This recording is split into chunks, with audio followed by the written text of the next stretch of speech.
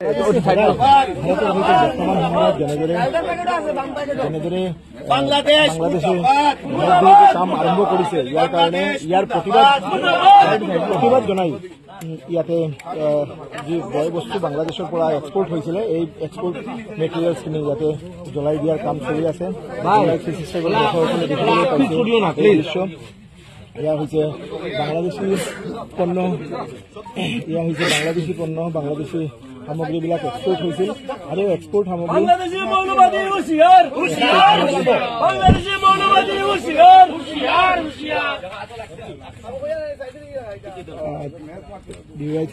দৰ্শকসকলে দেখিবলৈ পাইছে ইয়াতে বাংলাদেশৰ জ্বলাই দিয়া হৈছে।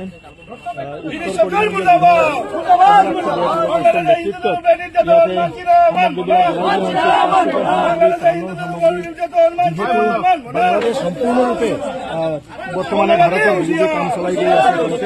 ইয়াত প্ৰতিবাদ জনোৱা হৈছে আৰু বাংলাদেশৰ যি সামগ্ৰীবিলাক এই সামগ্ৰীবিলাক জ্বলাই দিয়া হৈছে প্ৰতিবাদ জনাই। যিহেতু বাংলাদেশে ভাৰত বিৰোধী চক্ৰান্ত কৰি আছে সেইকাৰণে এই সামগ্ৰী জ্বলাই দিয়া হৈছে। এই দৃশ্য দেখিবলৈ পাইছে। এই